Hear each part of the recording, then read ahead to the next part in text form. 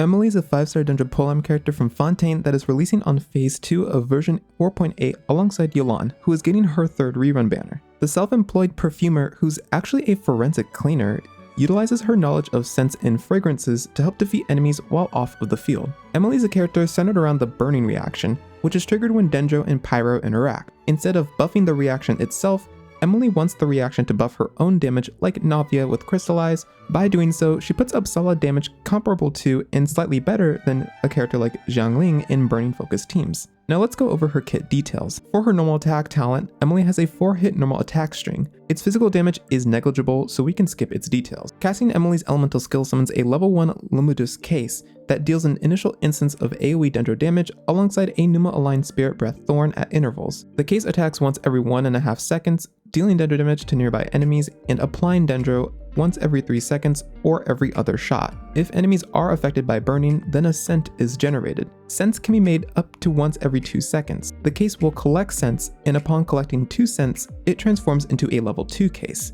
At level 2, the case will fire 2 shots instead of 1, while its damage per shot and AoE is slightly increased. The AoE is about 1 meter, which is approximately the same as Hyperbloom. One case can exist at any given time. Additionally, it will revert back to level 1 if no scents are collected for 8 seconds. The case has a range of about 16 meters, almost as wide as a spiral abyss. When the case hits an enemy, she'll generate a Dendro particle. Her particle generation has a 2.5 second cooldown, meaning that in a standard 20-second rotation, Emilie can create up to 8 Dendro particles. Her elemental skill has a whopping 22-second duration with a 14-second cooldown, granting 100% uptime. Her long duration with short cooldown allows Emilie to function in both shorter and longer team rotations. Emilie's elemental burst summons a level 3 Lumidus case and breaks the existing one. This case will not collect scents, but will instead drop scented dew once every 0.3 seconds for 2.8 seconds for a total of 9 drops. One enemy can become a target every 0.7 seconds, meaning that each can be hit up to 4 times. When the level 3 case expires, a level 1 case will be summoned by default. However, if the case was level 2 prior to being broken,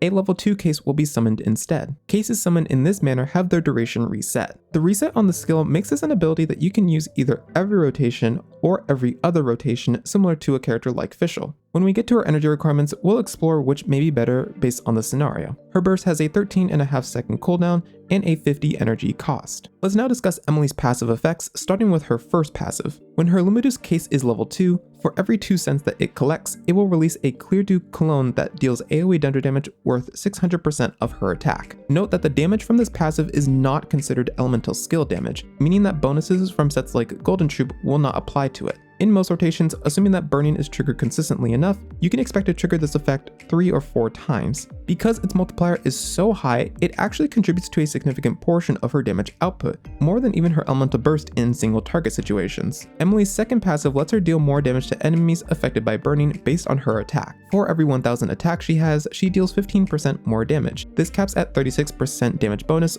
or when she reaches 2400 attack. Emilie can reach close to or even cap this passive with about 1 or 2 external attack buffs. Emilie's unique passive increases the team's power resistance by 85% against burning damage when the Lumidus case is active. Since burning damage is also afflicted to the active character when they are close to a burning enemy, having the extra resistance helps prevent players from dying to burning damage, which was a meme that was prevalent when burning was a reaction that people were testing. So what are some things that Emilie brings to the table for players? Emilie's main strength is providing lots of single target off-field damage that can efficiently clear most boss or heavy enemy chambers, or even chambers against pyro-infused enemies. In teams that can maintain burning consistently enough, she becomes at worst a side grade and at best an upgrade. This includes things like monopyro or burnout teams that already make use of or easily trigger the burning reaction. Despite being a niche character, she actually has many teams and unit pairings that make her relatively flexible within this niche. There's monopyro with various pyro DPS units, there's CC burning and heavy AoE content,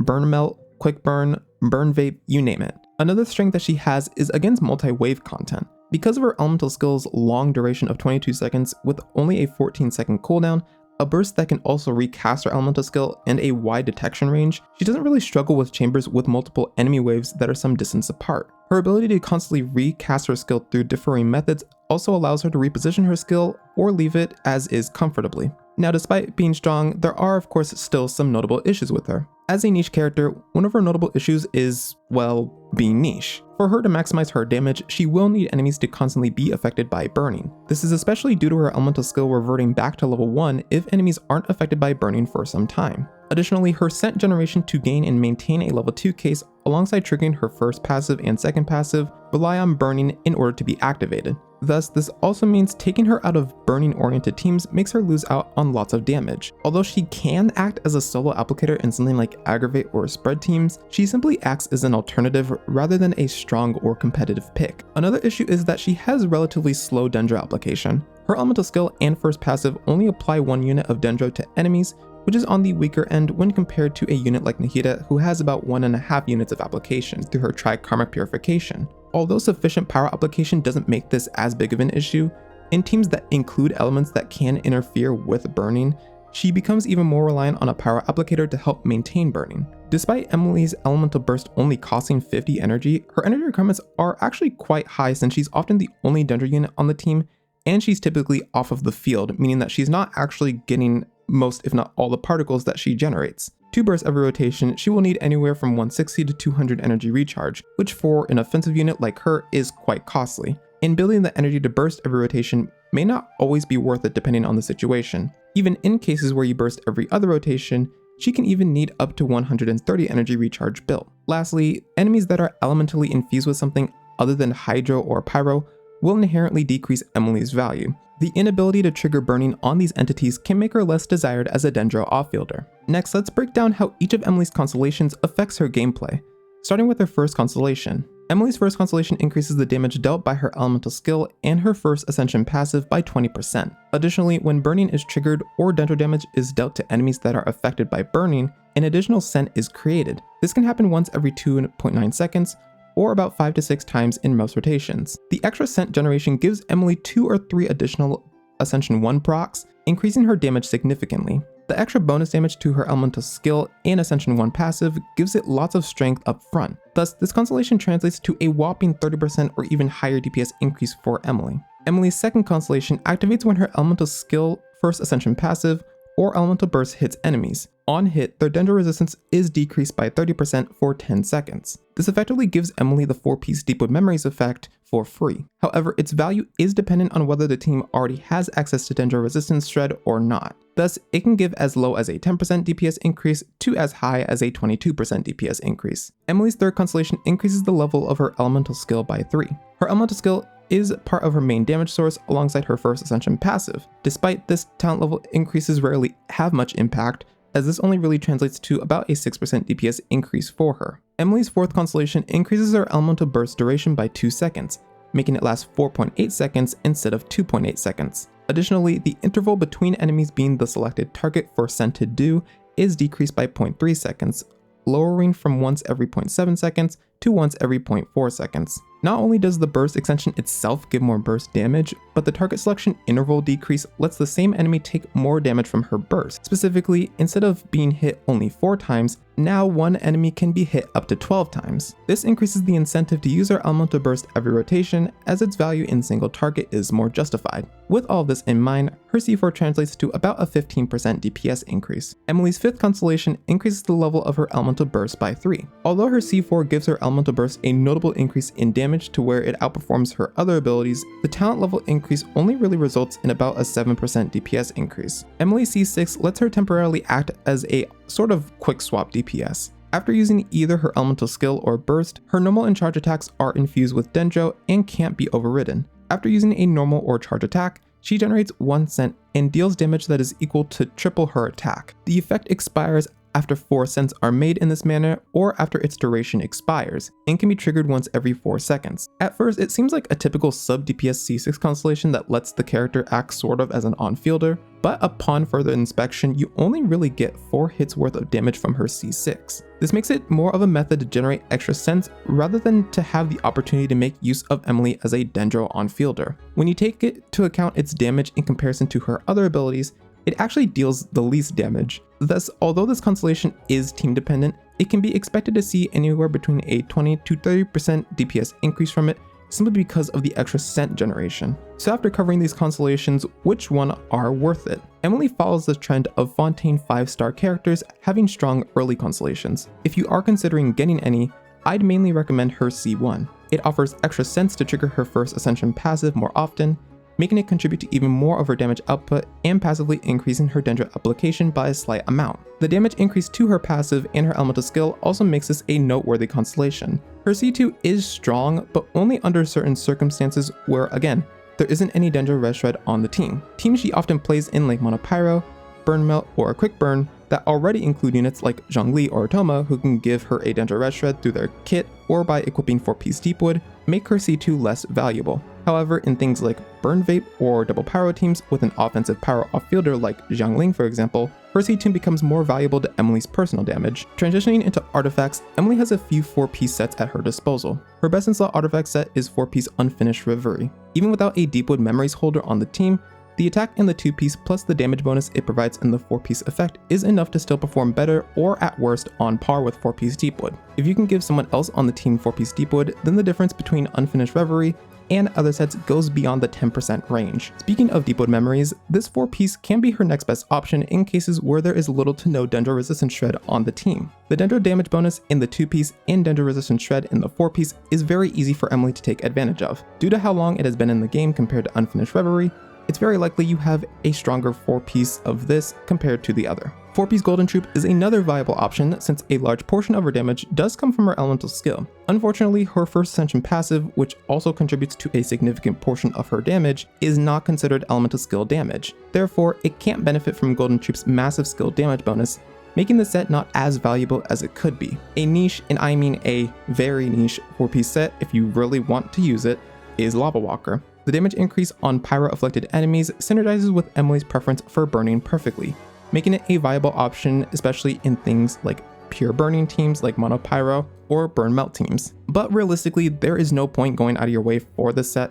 when Golden Troop or Deepwood Memories exist, whose domains or strong boxes are overall more resin efficient. 2-piece variations are quite decent for Emilie. 2-piece Dendro combined with either 2-piece attack or Golden Troop are her best variants, followed by 2-piece attack in either Golden Troop or another attack combo. Since Emilie's elemental skill hits once every 1.5 seconds, it is fast enough to have full uptime on a set like 4-piece Tenacity of the Mill-less passive effect. The attack increase does benefit Emilie and other attack scaling units on the team, however, her main focus is dealing damage, making the set not as optimal in the context of team DPS output. For main sets, you typically run a traditional attack Dendro crit build. If you do believe that it is worth building the energy to burst every rotation, you can opt for an energy recharge sands instead. Secondary sets you want to prioritize for Emilie are first meeting her energy requirements, then focusing on crit, and then attack percent or flat attack until you reach close to 2400 attack, and then if you're playing her in something like Bloom for example, then you can maybe incentivize some elemental mastery as well. In regard to her energy requirements, assuming no Favonius procs and Emilie being the only Dendro unit on the team,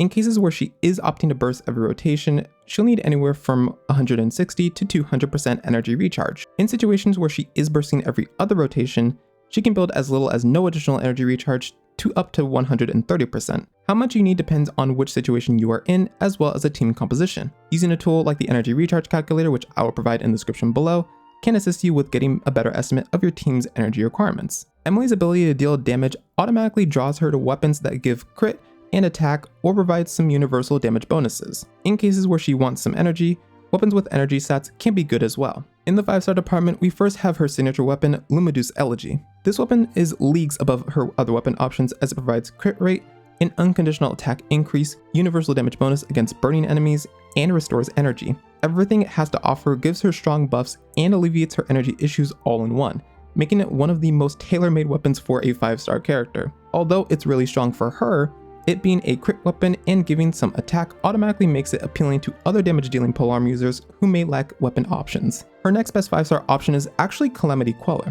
It gives Emilie tons of attack and an elemental damage bonus to make use of. Additionally, she can fully utilize the passive effect since she is an off-fielder, giving her even more attack. Other 5-star crit options like Staff of Homa, Scarlet Sands, or Crimson Moon Semblance can work well with her. Crimson Moon Semblance especially is an interestingly decent option for her. You do have to use a charge attack to grant her the Bond of Life, but afterwards she essentially gains a permanent damage bonus. The effect's 14-second cooldown lines up with her elemental skill and burst 14-second, and 13.5 seconds cooldowns, allowing her to continue increasing her bond of life and potentially gain the additional damage bonus in following rotations. This of course assumes you aren't using a team-wide healer and are actively using the charge attack at least once per rotation. In the 4-star department, she only really has a few great choices, including weapons like Deathmatch and Missive Wind Spear. Deathmatch doesn't offer as much base attack, but in return gives lots of crit and some attack percent in its passive depending on the number of enemies. In single target and with higher refinements, this weapon can even compete with some of her lower end 5-star weapon options. Missive Wind Spear is an event limited weapon, so if you don't have it, then that's just unfortunate.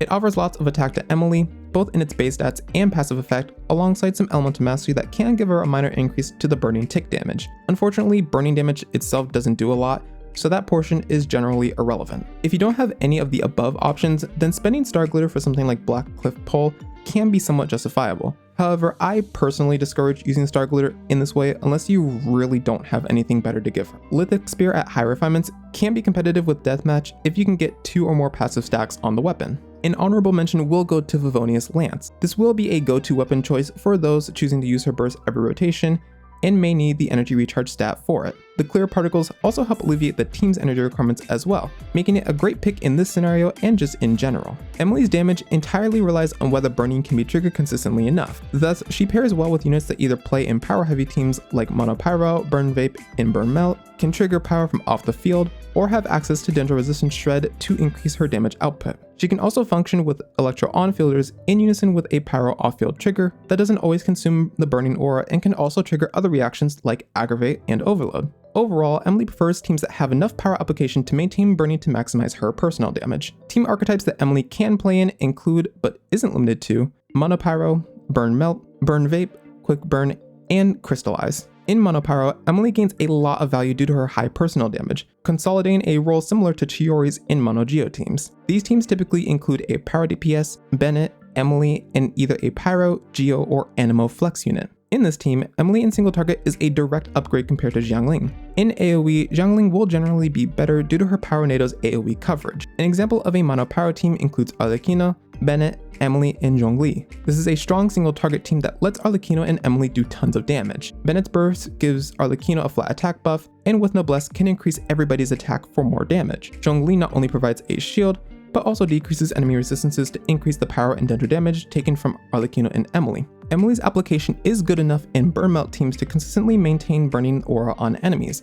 allowing the on-field crowd DPS to trigger Melt. Her personal damage makes her a notable upgrade from Nahida, as Emilie makes better use of burning than her. While Nahida's elemental mastery buff from her elemental burst and ability to hold something like Thrilling Tales and or use 4-piece tenacity is useful, the raw damage that Emilie provides typically outweighs these benefits. The general composition for this archetype includes a crowd DPS, Bennett, Emilie, and an off-field power unit like Xiangling or Toma. Xiangling offers slightly more team damage, while Toma gives some defensive utility, as well as slightly increasing the crowd DPS's normal attack damage with C6 and having the ability to 4-piece Deepwood to give Emilie more access to damage. An example of a Burn Melt team includes Wriothesley, Emilie, Bennett, and Toma. Wriothesley gets full Bennett burst uptime in this team and gets his normal attacks buffed by Toma's C6. Emilie assists with maintaining burning on enemies with her elemental application, alongside dealing lots of personal damage. This variant especially is a notable upgrade from the Nahida variant. Burn Vape teams also perform quite well. Despite Emilie's slower application, in teams with slower Hydra applicators like Neuvillette or Farina,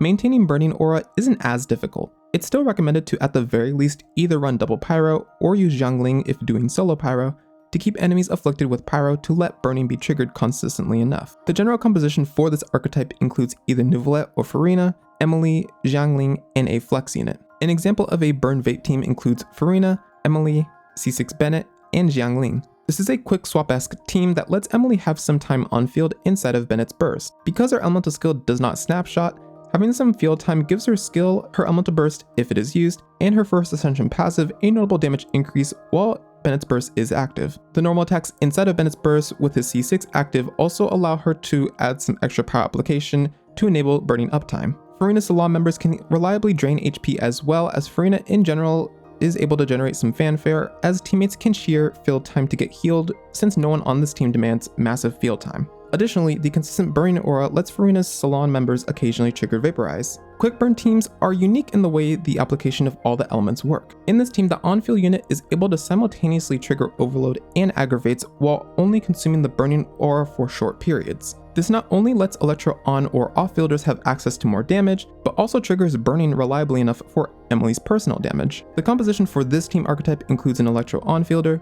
Emilie, a Pyroflex, and a Pyro or Electro off fielder. An example of a quick burn team includes Raiden Shogun, Emilie, Bennett, and Jiangling. If Raiden is C2 on this team, then it's especially powerful with her Defense Ignore. Even at C0, this team is relatively decent and reliably triggers burning enough for Emilie. Bennett offers his flat attack buff, Noblesse, and conditional healing. Jiangling deals good damage thanks to Bennett's buff and is especially potent if used in AoE content. The last archetype that I'll mention is what I'll call Krista Burn. This is a Navia team that makes use of Burning's consistent power application to let Navia and the second Geo unit trigger Crystallize somewhat reliably. Although an off-fielder is generally recommended, it is possible to use Bennett solo in these teams as the Crystallize triggers aren't always enough application to immediately wipe out the burning aura. And even in cases where burning goes away, because Navia has more flexible rotations, Bennett can quickly swap in and cast his elemental skill before swapping out. This makes his team a surprisingly strong team and on par with or debatably stronger than some of Navia's stronger teams. The composition for this archetype includes Navia,